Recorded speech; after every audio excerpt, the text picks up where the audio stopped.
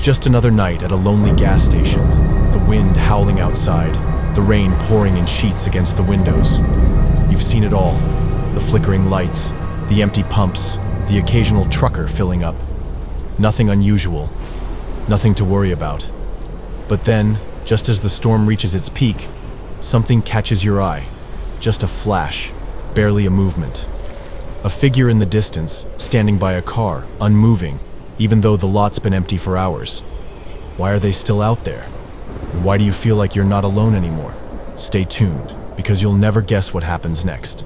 But before we start, don't forget to hit that subscribe button and ring the bell so you'll never miss a spine-tingling episode. If you're enjoying the content, don't forget to like, comment, and share the video. And if you want even more, stay connected with us on our social media platforms for more creepy content. Thank you all for being part of this journey with me. And now let's dive into the darkness together.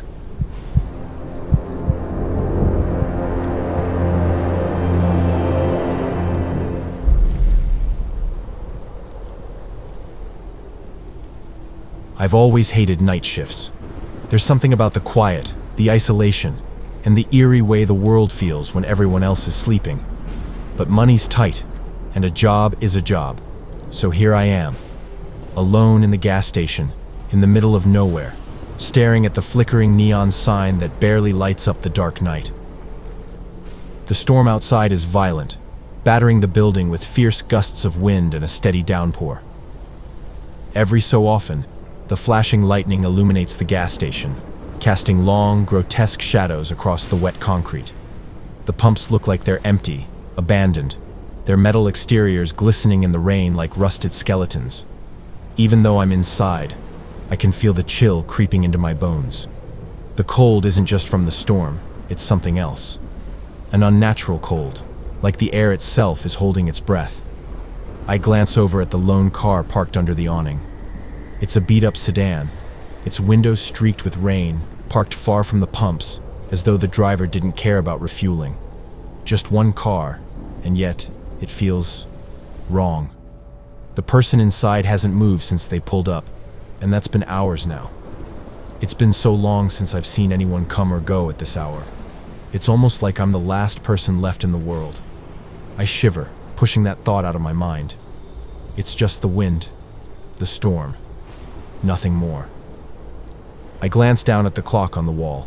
12:43 a.m. Another hour or two, and I'll be done with this shift. I've been here long enough to know the routine. A few customers might wander in, maybe a trucker needing to fill up or grab a coffee. But mostly, it's just me and the sound of the storm. The wind howls outside, rattling the windows. I stare at the flickering lights above me. They're buzzing, like they're trying to hold on to their last moments of life.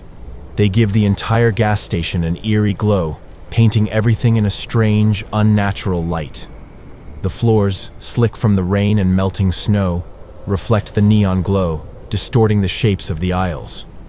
I feel like I'm living in a nightmare, where every reflection is warped and twisted, and every sound is amplified. I'm not sure how long I've been standing there, frozen in place, staring at the empty pumps and the lone car under the awning. It's like something inside me has snapped, like my body is suddenly unable to move, paralyzed by some unseen force. My hands tremble as I wipe the sweat from my forehead, but I can't tear my eyes away from the dark windows or the shadow of the car in the distance. Something is wrong. I can feel it in the pit of my stomach, that gnawing primal fear. And then, a sudden flash of lightning illuminates the gas station, bright enough to burn through my skull. The lights flicker again, and for just a moment, the car under the awning is no longer empty. There's someone in the car. I can't make out who they are. Just a figure sitting in the driver's seat, head tilted slightly, as if they're staring at something. At me. I freeze, my breath catching in my throat. That's impossible. The car's been empty all night. I would have seen them if they'd come out. Wouldn't I? I press my palm against the counter, leaning forward to get a better look. The lights flicker again, and for a moment, the world feels like it's suspended in time. Everything outside is dark, and the car, that lone vehicle parked in the pouring rain, seems to draw all my attention. I'm almost too scared to blink. I wait for another flash of lightning, but it doesn't come. The figure doesn't move. I'm breathing hard now, my chest tightening. My instincts scream at me to go check, to see if everything's all right, but a deep, cold dread holds me in place. What if the person inside is hurt, or worse? What if they're not a person at all? I take a hesitant step forward, my boots making a soft thud on the concrete floor, and then another. My heart beats louder, faster, as I make my way to the door. The storm outside rages with more intensity, the wind battering against the glass like it wants to get inside. I don't know what's making me do it. Maybe the need for human contact, maybe just curiosity. But I can't stop myself. I'm already halfway to the door when I hear it. A soft sound, barely a whisper, from behind me. I freeze, my body going rigid. It's a rustling sound, the soft shuffle of feet on the floor. I don't want to turn around. I can't. I feel it. Something is behind me. The air thickens with a presence that wasn't there before. My heart races, the blood pumping in my ears. I slowly turn my head, and my stomach drops. No one's there. But the feeling doesn't fade.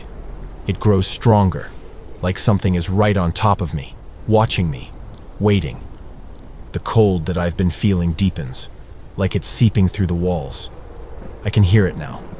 The soft, rhythmic thumping of something in the back of my head, like a pulse.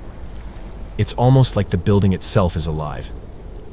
I take another step toward the door, forcing my feet to move despite the terror that's rising in my chest. I reach the door, and the instant my hand touches the cold metal handle, the lights above flicker violently, casting the entire station into near darkness. My breath catches, and the air feels heavier than ever. I yank the door open, and the storm hits me like a slap. The rain is almost blinding, the wind tearing through my jacket, but I don't care. My eyes dart toward the car. The figure inside is still there, motionless, staring into the distance. I want to scream, but I can't. The words catch in my throat, trapped by the fear that has clamped around me. My hand shakes as I step out into the rain, the wet concrete beneath my feet slick and treacherous. And then, another flash of lightning. The car is empty. I blink. Number, I must have been seeing things. I step back, my foot slipping on the wet concrete, my heart thudding in my chest. The car is completely empty. The lights flicker above me once more, casting long, eerie shadows on the ground. But there's no one inside.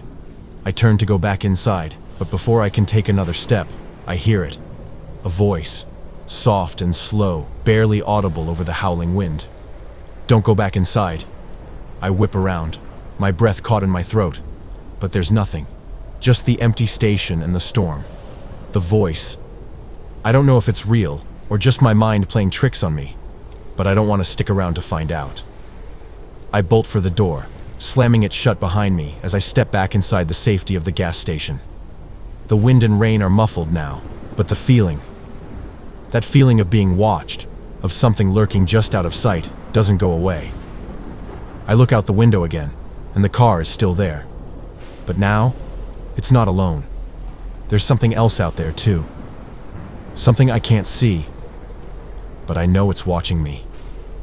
And no matter how many shifts I work, no matter how many nights I spend in this forsaken place, I'll never forget the eyes that followed me that night. The eyes that never blinked, because they're still out there, and they're waiting.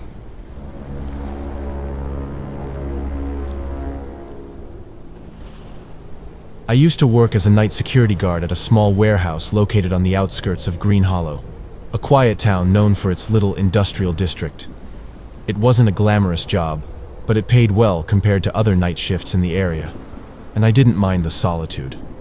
The warehouse wasn't anything special, just a standard gray building where high-end electronics were stored before being shipped out. The company that owned the warehouse specialized in expensive gadgets, which meant there was a constant need for round-the-clock surveillance. Most of my shifts were uneventful, which was how I liked it. My job mainly consisted of monitoring security cameras, occasionally doing a walkthrough of the building, and filing some reports if anything unusual happened. The building was mostly empty after hours, and the only sounds were the hum of the air conditioning and the soft creak of the aging structure. On rainy nights, though, there was an eerie silence that seemed to seep into the air, making the whole place feel off. Still, I always figured that as long as I stayed alert, everything would be fine. One particular night in late autumn, the rain came down in torrents, lashing against the warehouse's roof with occasional bursts of thunder that rattled the windows. The weather gave the place a gloomy, almost sinister atmosphere, but it wasn't anything I couldn't handle. I arrived at 10:30 p.m. for my shift, and as usual, the evening staff was leaving, exchanging their goodbyes and heading home. I locked the door behind them, leaving the building to myself for the night. The usual quiet settled in, broken only by the constant drumming of rain on the roof.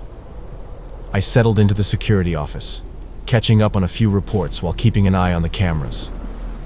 2 hours passed, and I was feeling pretty relaxed, the storm outside creating a comforting white noise. I decided to take my usual security walk around the building, checking the doors and ensuring everything was in order.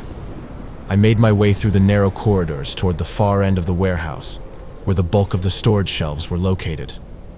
The place was dark, with only the soft flicker of emergency lighting illuminating the rows of metal shelving. As I turned to walk back toward the front of the warehouse, I heard a faint beeping noise coming from the security room. I quickly went back to check it out. The alert was from the back door, indicating that the latch sensor had been triggered. My heart skipped a beat. I brought up the live feed from the cameras, but there was no one in sight outside. A little unnerved, I grabbed my flashlight and made my way to the back door to investigate. I figured it could be a faulty sensor, or perhaps the rain had set it off. When I got to the door, I opened it cautiously and scanned the alleyway behind the building. Nothing. Just a dark, empty space, lit only by the distant glow of streetlights. The latch itself seemed fine, and everything looked undisturbed. I double-checked the door, locked it, and went back inside. Despite the lack of any apparent threat, I still had to file a report on the incident, which was a bit tedious. I barely had time to finish the paperwork when a sudden, loud thud echoed from somewhere deep inside the warehouse. It was followed by another and then another, each one growing louder, as if someone was knocking things over or moving heavy objects.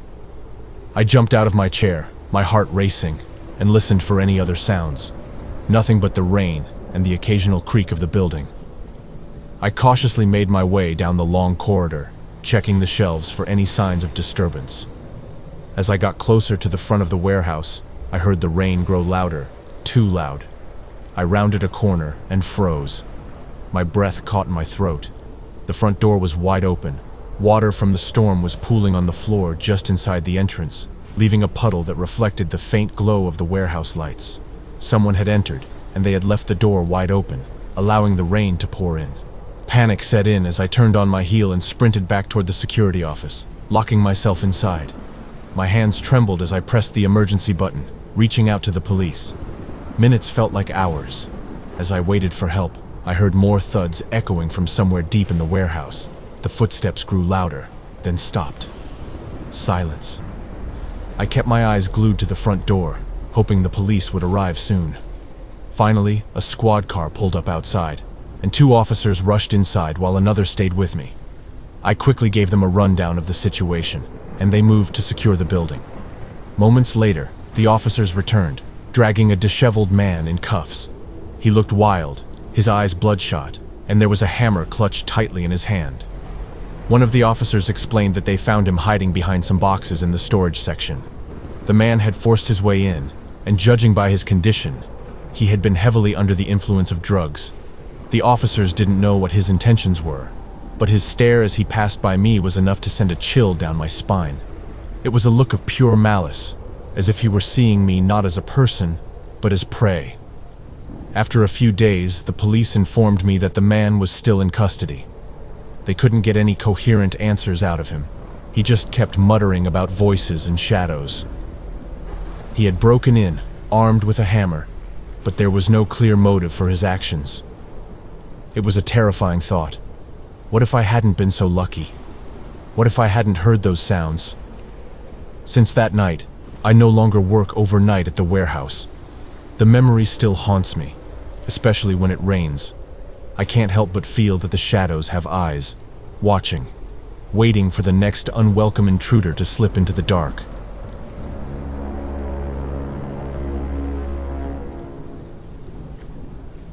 Last summer, I made the decision to skip my classes and find a job instead. I wanted to make some money while I had the chance. So I applied for work at a 24-hour gas station near my university. The gas station had been the first place I applied to, and to my surprise, it turned out to be the only one that hired me. The manager hired me on the spot, which felt a bit odd, but I didn't ask too many questions. Unfortunately, they only had the night shift available, from 11 p.m. to 7 a.m. I knew this would mess up my already terrible sleep schedule, but I figured I'd give it a shot. For the most part, the job wasn't too bad. The first few hours were always busy, and it could get chaotic, but once the initial rush passed, it slowed down. By about 5 a.m., things were usually dead quiet, which gave me plenty of time to clean, stock shelves, and relax until the morning crowd came in. Every once in a while, I'd deal with a difficult or suspicious customer, but most of the time, things were uneventful. That is, until one particular night. It was a Thursday, usually one of the quieter nights. I had a coworker working with me until midnight, but then I was left alone. The night moved on pretty quickly, and before I knew it, it was nearing 2 a.m. That's when he walked in, the man who made me feel uneasy from the moment he stepped through the door. He had a shaved head, tattoos covering his arms, and strange symbols inked all over his skin. I immediately assumed he was part of a hate group. To make matters worse, I noticed that he had parked his battered old truck in the handicap spot, but I didn't feel like arguing with him about it. He came up to the counter at 1:58 a.m. and picked up a case of beer. Our county has a law that prohibits alcohol sales between 2 a.m. and 6 a.m., so I politely explained that I couldn't sell it to him. His reaction was immediate. He started shouting about how ridiculous the law was, and how it was a breach of his rights. I tried to stay calm and told him I was just doing my job, but this only seemed to anger him more. He started insulting me, calling me a spineless lackey of my boss. I'd had enough and asked him to leave. His demeanor shifted instantly, and he suddenly became overly friendly, suggesting that I make an exception for him since he had come in before 2 a.m. He made a fair point, so I reluctantly agreed and sold him the beer. Of course, he then asked for a pack of cigarettes, which I had no issue with since there were no restrictions on tobacco sales. He smiled, thanked me, and left. I breathed a sigh of relief. But that relief didn't last long. He didn't get into his truck and leave as I had hoped. Instead, he opened the tailgate and sat down, cracking open a beer. A few minutes later, another truck pulled up, and 2 more men with shaved heads and tattoos got out. They stood around the back of the first truck, drinking and smoking, all while staring at me through the window. It was clear they were challenging me, daring me to come outside and say something. Before I could even decide whether to confront them, another car, an SUV, pulled up, and 2 more men got out and joined the others. They were all part of the same group. My initial thought was that they were coming from a nearby bar that had just closed and didn't want the night to end. But in the back of my mind, I started to wonder if they had something else in mind, maybe causing trouble at the store, especially since the owner's wife was Mexican. The first guy came back inside, now visibly drunker and grinning. He picked up another case of beer, and I was about to tell him I couldn't sell it at this time, but before I could speak, he looked at me and said, "You wouldn't want to disappoint me or my friends, would you?" I knew it was a threat, but I didn't have the strength to refuse. I handed him the beer, my hands shaking, and he paid, leaving me a tip that felt more like a bribe. He went back outside, and the group cheered. It seemed they had already finished the first case and were ready for more. I couldn't believe how bold they were, tossing empty cans around and creating a mess. I felt trapped and terrified, knowing that if I challenged them, things could get a lot worse. I couldn't handle it anymore. I locked the door, making sure they couldn't come back inside. I then went into the office and called the police. A cruiser arrived a few minutes later and told the group to leave. There were some heated exchanges, but the situation didn't escalate. They finally left, and the officer stuck around to make sure everything was okay before driving off. I stepped out and asked him to stay while I cleaned up the mess they had left. The next day, I knew I had to quit. The thought of being stuck behind that register if those guys came back terrified me. I couldn't shake the feeling that I would run into them around town, and I still worry about what they might do if they recognize me. All I know is that the town is full of people like them, and they're always stirring up trouble.